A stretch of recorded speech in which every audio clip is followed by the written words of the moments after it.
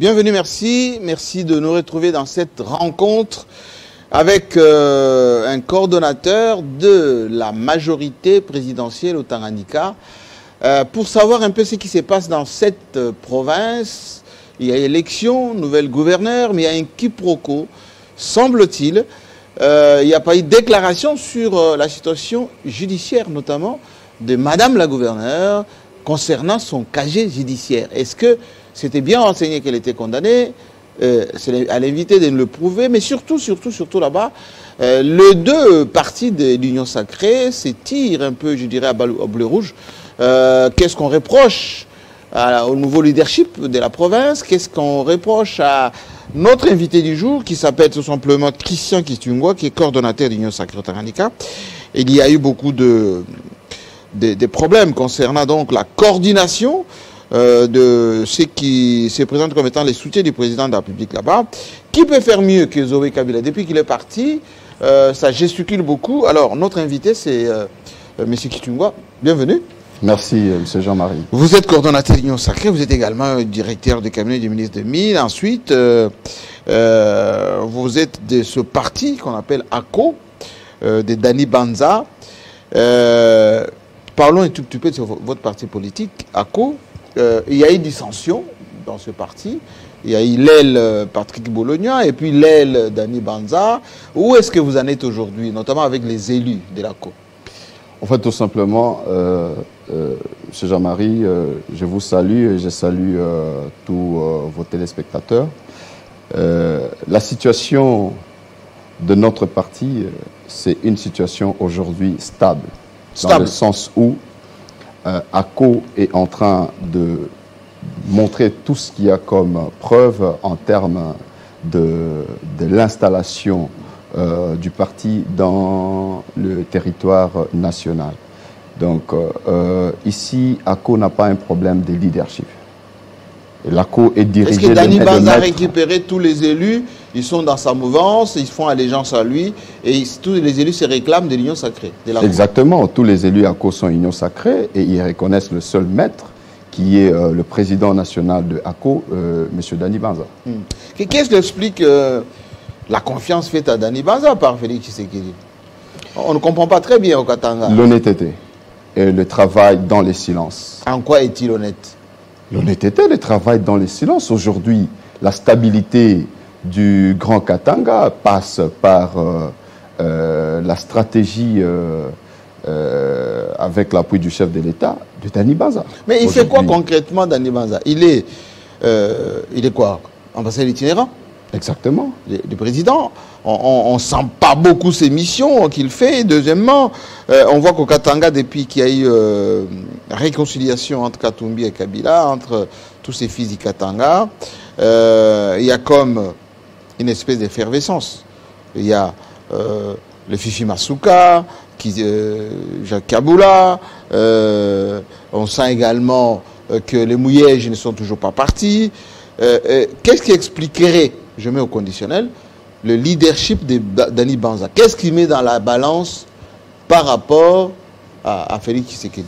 En fait, Dani Banza, c'est la personne qui, dans le noir, pas chercher à se faire voir comme nous le voyons chez les autres, mais c'est la personne qui sait faire dans le silence, je l'ai dit. C'est le contact financier? C'est dans le mining? Absolument pas, mais absolument pas. C'est un unificateur. C'est ça votre parti, n'est-ce pas? Exactement. Oui. Vous voyez déjà, ça c'est les Tanganyika. Donc quand vous parlez de l'installation du parti, ça c'est ACO dans les Tanganyika. Donc les bases sont solides dans les Tanganyika.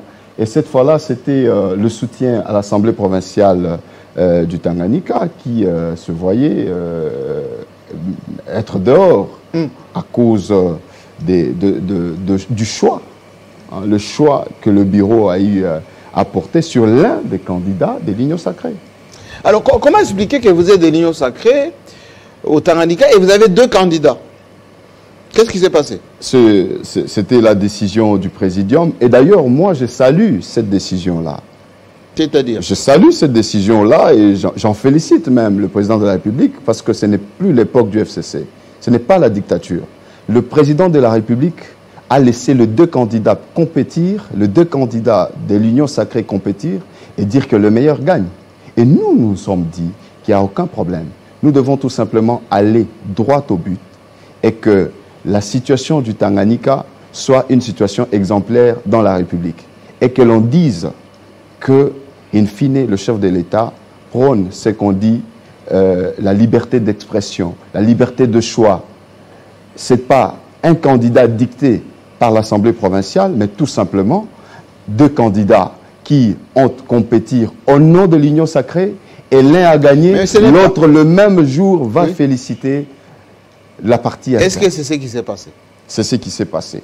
Alors comment expliquer qu'aujourd'hui, la dame qui a été élue gouverneur et l'Union sacrée, elle a eu de mailles ou des problèmes avec vous? Et non, je n'ai aucun problème personnel avec la gouverneure du Tanganyika, mais tenez-vous bien, la dame l'emporte. Elle est passée le 6 mai 2022 gouverneur de province. Nous félicitons notre gouverneur. Mais le jour de sa remise et reprise, c'est le même jour que madame décide de faire tomber le bureau de l'Assemblée provinciale, qui est le bureau de l'Union sacrée. Pour quelle raison? Parce que ces gens-là ont soutenu l'un des candidats de l'Union sacrée, qui était son adversaire. C'était de la revanche. Exactement. On ne gère pas une province avec ce genre d'attitude. Alors nous, étant concernés par cette situation, nous sommes allés jusqu'à l'Assemblée provinciale pour soutenir l'Assemblée provinciale et dire à madame que non, attention, les actes que vous êtes en train de poser risquent de nous amener dans l'ingouvernabilité. Pourquoi dans l'ingouvernabilité? Parce que ces élus sont doublement élus. Ils sont élus par la population ainsi que par les députés provinciaux. Les élus du peuple ont choisi ces gens-là pour être leurs dirigeants au sein de l'Assemblée provinciale. Et donc, personne ne pouvait l'aménager. Il fallait lui dire droit en lui regardant dans le blanc de l'œil. Mais est-ce qu'on n'avait pas fait un crime de lèse-majesté en venant affronter la gouverneure élue, qui est de facto votre président, en quelque sorte, de l'Union sacrée provinciale? Je ne sais pas si... c'est un affront. Je ne sais pas si il y a, je sais pas, charte ou deux écrits. Vous ne devez pas faire allégeance à la nouvelle gouverneure? Non, absolument pas. Vous savez, M. Jean-Marie, nous sommes dans un état de droit. C'est la liberté d'expression, n'est-ce pas? Mais est-ce que madame la gouverneure... Oui, c'est elle? Non, non, non, absolument pas. Elle est Diolomami. Oui, Olomami, pardon. Oui. C'est Olomami. Elle, Diolomami, elle a maîtrisé sa situation très calme. Bien sûr. Bien sûr, le Olomami est très calme avec... Il faut nous changer l'illustration, messieurs. C'est voilà. Olomami. Donc, vous allez tout simplement comprendre que madame n'est pas venue travailler. Quand vous arrivez, vous n'êtes pas venu pour unifier la province, mais plutôt déstabiliser les institutions. Et quand je dis que, madame, ce que vous faites risque de nous plonger dans l'ingouvernabilité parce que vous déstabilisez les institutions. Qu'est-ce qu'elle a dit concrètement? Les lendemains, je me vois encerclé, assiégé à ma résidence. Oui. C'est vrai, ça, on a vu quelques images à travers les réseaux sociaux. Et ce n'était pas du montage? Absolument pas, c'est vérifiable, M. Jean-Marie. Je suis assiégé. La population s'est intercalée entre la police et moi. Qui vous avez assiégé? C'est sur instruction de madame. Mais pourquoi vous assiégez? Parce que je suis arrivé, je suis de sa communauté. Pourquoi devrais-je contredire ou appuyer l'Assemblée provinciale et qu'elle pense que ces gens-là ne doivent pas rester? Parce que ces gens n'ont pas conjugué avec elle aux élections de gouverneur. Mais est-ce qu'on gère la province avec la communauté? Voilà, c'est là que moi je me dis, je ne peux pas tomber dans des considérations tribalo, ethnico, je ne sais pas moi quoi. Je suis en train de faire passer ma province avant toute chose. Donc la communauté, c'est bien que la communauté ait choisi ou accepte d'appuyer une dame, parce que nous l'avons accepté, nous avons dit, voilà, c'est une dame, la promotion de la femme et tout consort. Mais madame est en train de jeter de l'opprobre sur la femme. Aujourd'hui, toutes les femmes pouvaient s'élever pour contredire cela. La situation, quand je suis encerclé, M. Jean-Marie, oui. Les lendemains, c'est le procureur qui amène un mandat d'amener. Ah bon? Ben oui. Pourquoi? Après quelques coups de fil pour expliquer la situation, le procureur a compris, il a retiré. Mais je me vois, le jour de mon départ, mon jet interdit de décoller. Mes 2 gardes du corps arrêtés. Ils sont arrêtés le mercredi. Nous ne savons pas pourquoi. Toujours sur instruction de qui? Sur instruction de madame, notre gouverneur, et le monsieur de l'auditorat s'est déplacé personnellement pour arrêter le garde du corps. Le mercredi, ils sont arrêtés sans motif, les jeudis sans motif, et les vendredis, ils passent en flagrance, audience publique. Monsieur Kitungwa, en quoi vous faites peur à madame la gouverneure? En quoi vous gênez madame la gouverneure? Je gêne. Je suis l'homme à battre parce que je reproche à madame, notre gouverneure, que ce qu'elle est en train de poser comme acte nous amène dans l'ingouvernabilité. Elle ne saura pas gérer cela. Madame s'organise de donner l'instruction au recteur de l'université de Kalemi, Oui. demandant au recteur de réintégrer. Nous qui sommes passés à l'université, nous savons que l'université n'est pas l'apanage de l'autorité provinciale. Qu'est-ce que ça a à voir une gouverneure avec l'université? Ah voilà. C'est du ressort Le de ministre de l'enseignement supérieur universitaire. Voilà, le ministre de l'enseignement supérieur universitaire sort son arrêté réaménageant, remaniant le comité de gestion de l'université. Mais madame se décide parce qu'il y a les EMBA qui ont été mis dehors. Parce qu'il y a ses collaborateurs. Voilà. Parce que je vais arriver même à la source de sa sélection. Vous allez comprendre qu'on ne peut pas jouer avec la province à cause des tribus. Donc, madame se décide d'instruire au recteur de réintégrer les éléments du comité de gestion parce que c'est elle qui décide. Les recteurs s'opposent. Madame envoie, en guillemets, ce qu'on appelle aujourd'hui parti politique, Dynamique Guilain Nyembo, qui s'installe dans les Tanganyika, dans la République du Tanganyika.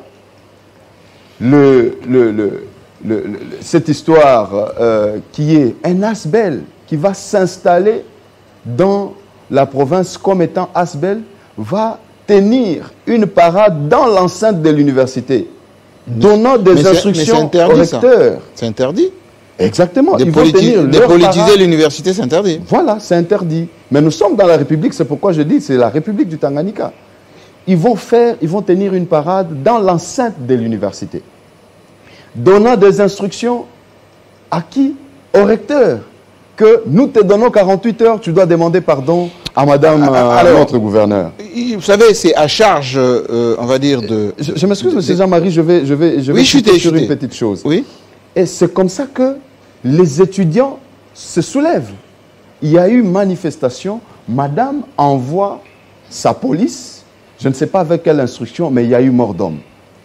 Les étudiants se voient déchirer le ventre par de balles, le pied, le fémur des étudiants, les os broyés par de balles. Les étudiants sont hospitalisés. Et avant-hier, on a enterré le pauvre qui est décédé. Et tout ça, c'est Kitungwa qui instrumentalise tout ça. Kitungwa, c'est vous.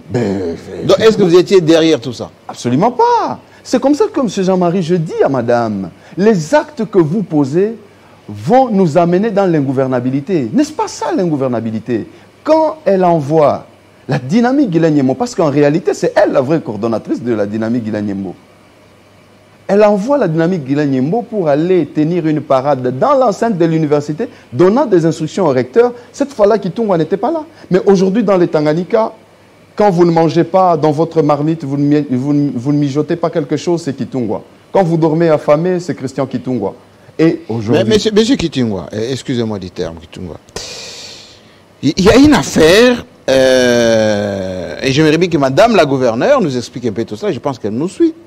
Et c'est l'objectif d'ailleurs du média, c'est-à-dire que quand vous avez une voix, il y a une voix d'explication contraire qui peuvent contrecarrer ou contredire ou expliquer ce qui a été avancé. Quelle est cette affaire des casiers judiciaires non déclarés de madame la gouverneure? C'est quoi ça? L'affaire qui fait couler encre et salive. C'est-à-dire? C'est très grave. Madame... Expliquez-nous, c'est quoi? Madame a été élue le 6 mai 2022. Oui, tout le monde est au courant. Nous savons qu'au niveau de la CENI, elle a déposé au niveau de la Commission électorale nationale indépendante un casier judiciaire vierge. Elle n'a pas renseigné qu'elle a été plus d'une fois arrêtée. C'est elle qui renseigne ou c'est le casier judiciaire automatiquement qui renseigne? Non, mais il y a eu arrangement, M. Jean-Marie. Arrangement? Comment se fait-il que moi qui suis... vous avez votre CV, vraiment costaud, M. Jean-Marie. Mais sur votre CV, quand vous constatez qu'il y a un élément qui manque, avant de déposer dans une histoire comme une candidature à la tête d'une province, quand vous constatez... Parce qu'on doit joindre le casier judiciaire aussi au dossier. Exactement, mais... alors vous dites que le casier judiciaire versé, il n'est pas le bon.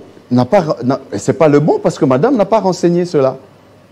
Quand je dis madame n'a pas renseigné, elle a la primeur de vérifier son casier judiciaire parce que son casier lui est remis. Et après ça, madame va lire et constater que non, il y a un élément qui manque. Je suis une reprise de justice. Je dois intégrer... Comment ça, reprise de justice? Ben oui. Est-ce qu'elle a été condamnée? Elle a déjà été condamnée plus d'une fois. Dans l'affaire de la brasserie, elle a escroqué plus d'1 million et elle a reconnu. Les documents sont là. Montrez-moi le jugement est là. Montrez-moi les documents parce que nous, ici à Télé 50, on nous croit que sur ce que il y a eu un protocole d'accord. Oui, donnez-moi s'il vous plaît. Le document avec l'ordonnance de mise en liberté provisoire. Voilà, le protocole d'accord est juste après. Celui-là, le protocole d'accord avec la brasserie, elle a reconnu avoir... Mais c'est depuis le mois de juillet. Bien sûr. Ok. Parce que vous allez tout simplement constater que les dossiers... Ngungwa Moyouma Julie. Ouais. Vous allez constater. Ça, c'est la plainte. Je vais vous la remettre. Il y a un protocole d'accord. Oui. Je vais vous la remettre. Ça, c'est la plainte. Les grandes lignes sont là. Ok.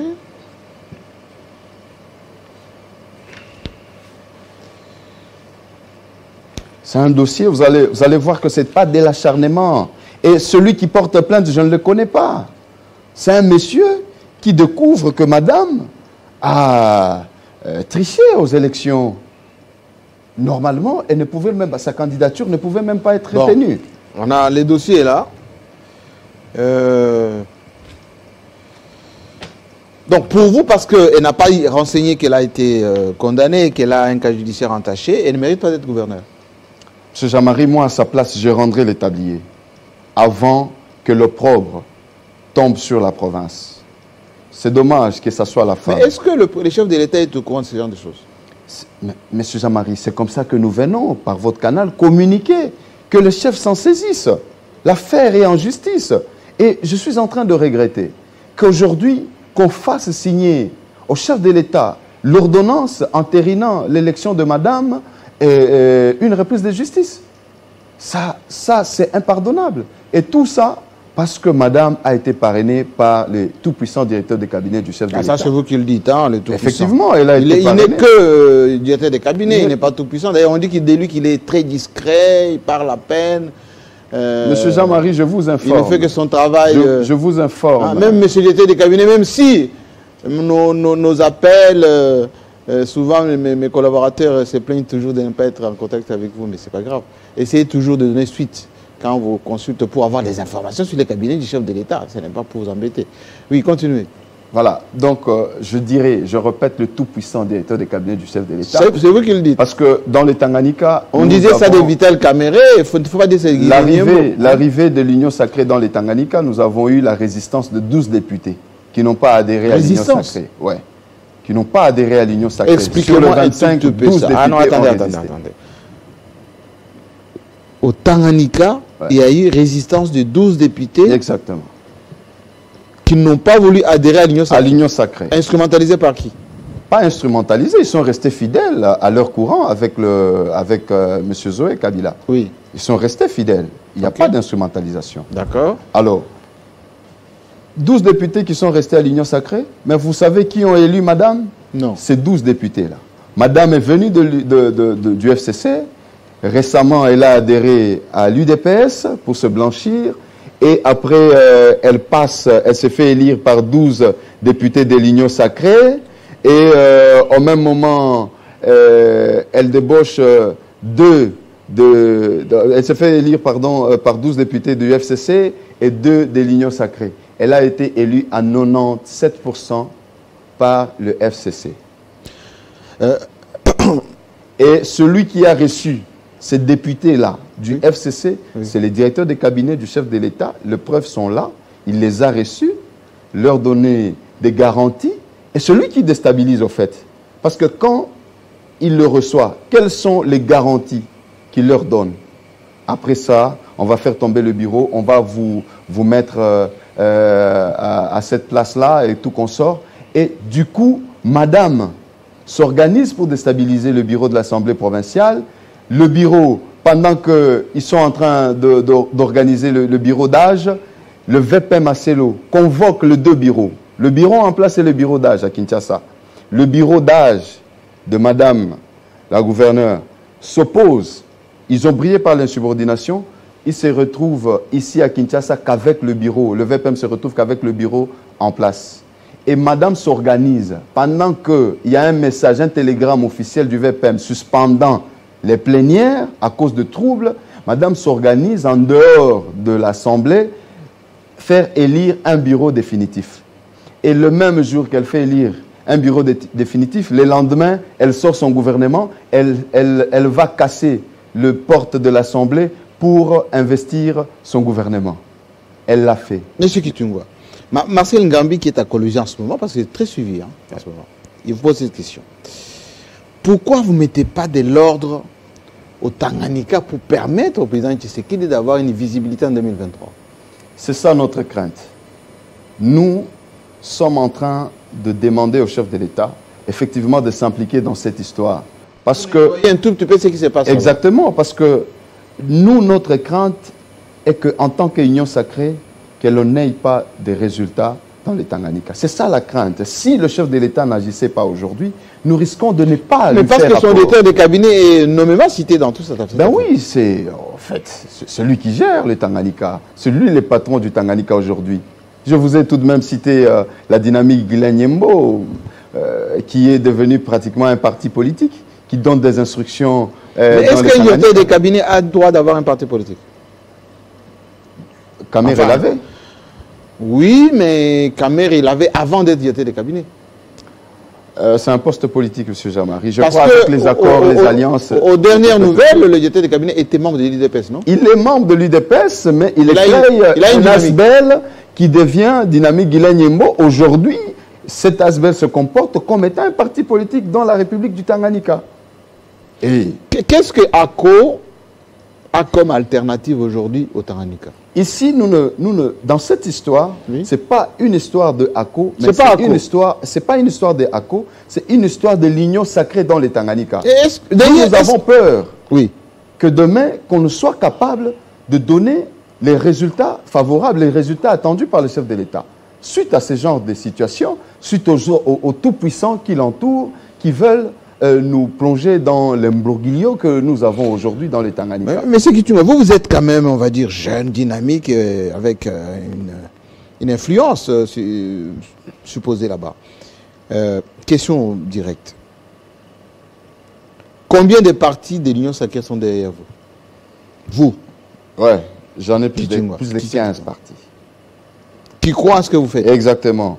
Monsieur Jean-Marie, je vais vous informer que ce n'est pas moi qui ai demandé que je sois coordonnateur de l'Union sacrée. C'est qui? Il y a eu une déclaration des partis politiques qui m'ont demandé de l'accepter, qui m'ont imposé.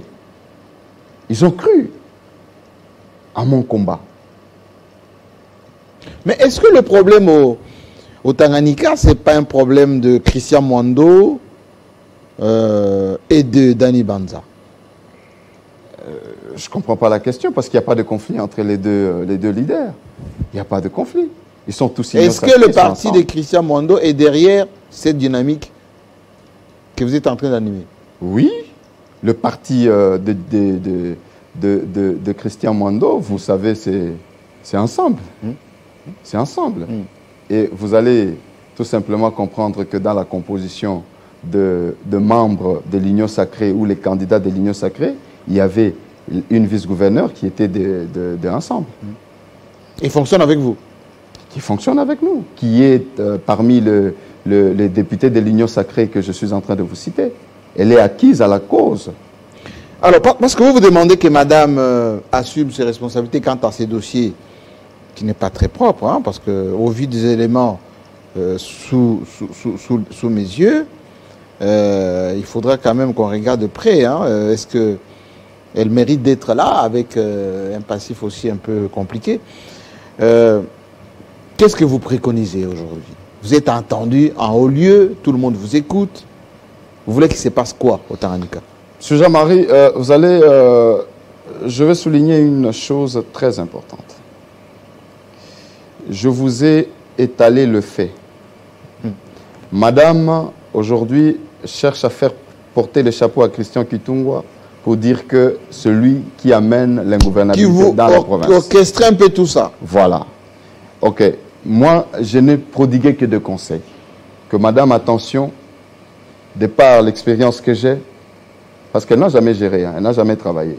De par l'expérience que j'ai, oui, attention avec tel autre acte, ça risque de nous amener à tel endroit. Un peu comme un prophète, quoi.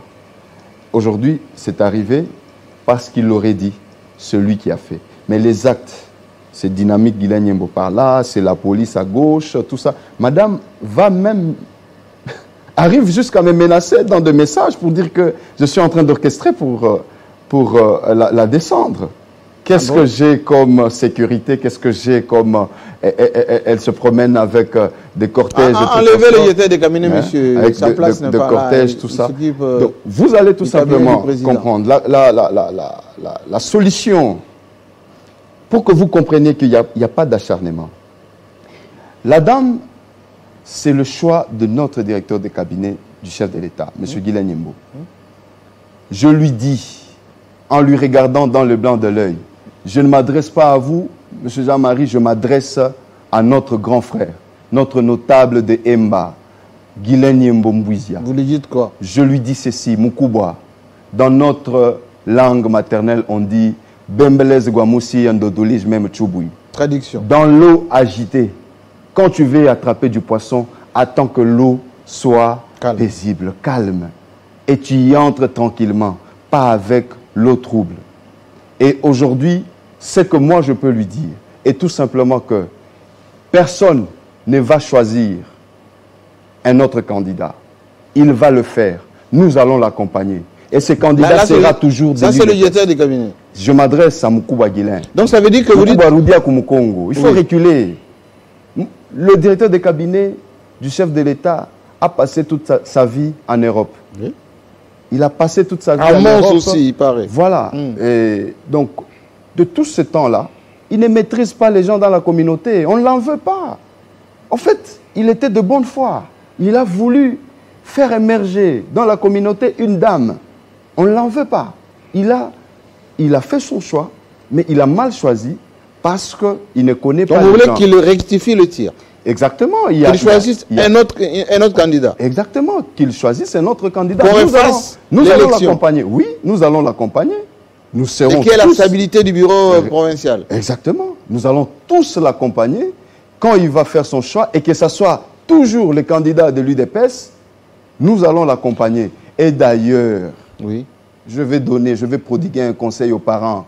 Quand vous envoyez les enfants en Europe, permettez que les enfants commencent à retourner, qu'ils rentrent des vacances, entrer en contact avec la communauté. Ils peuvent rentrer avec des diplômes, ils sont très intelligents, mais à un certain moment, ils ne maîtrisent pas la situation de notre pays. Dites-moi, M. Kitungwa, est-ce que tout ceci ne démontre pas suffisance que, après le départ de Zoé, on ne sait pas faire mieux?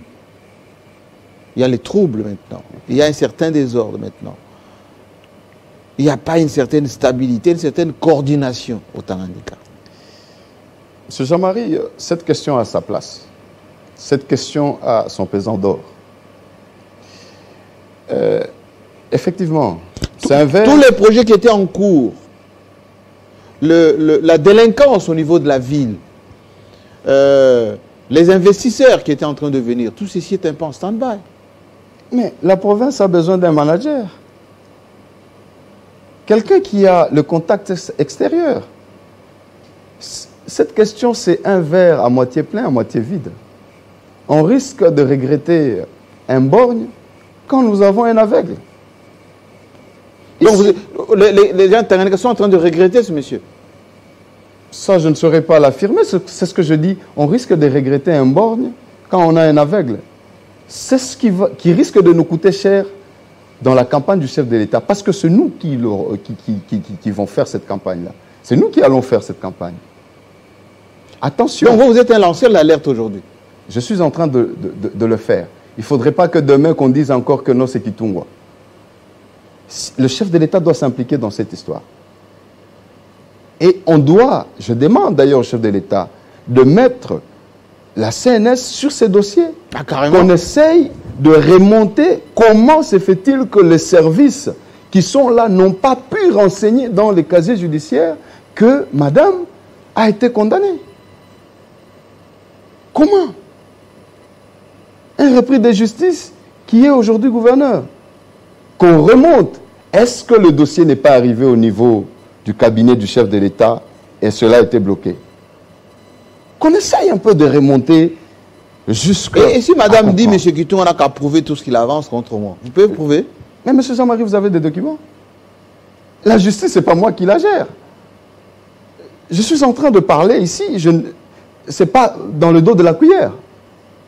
Les documents sont là. Allez au greffe, il y a des dossiers. Madame a été condamnée, elle a fait même la prison. Oh. Ben oui. Vous avez sa liberté provisoire. Elle a fait même la prison. En effet, oui, j'ai vu les documents ici. Oui. Le procureur à cette époque, c'était M. Mikobi. Ordonnance de mise en liberté provisoire. Oui. C'est fait à Lubumbashi. Hein? Exactement. Elle a fait la Kassapa. En 2014. Ouais.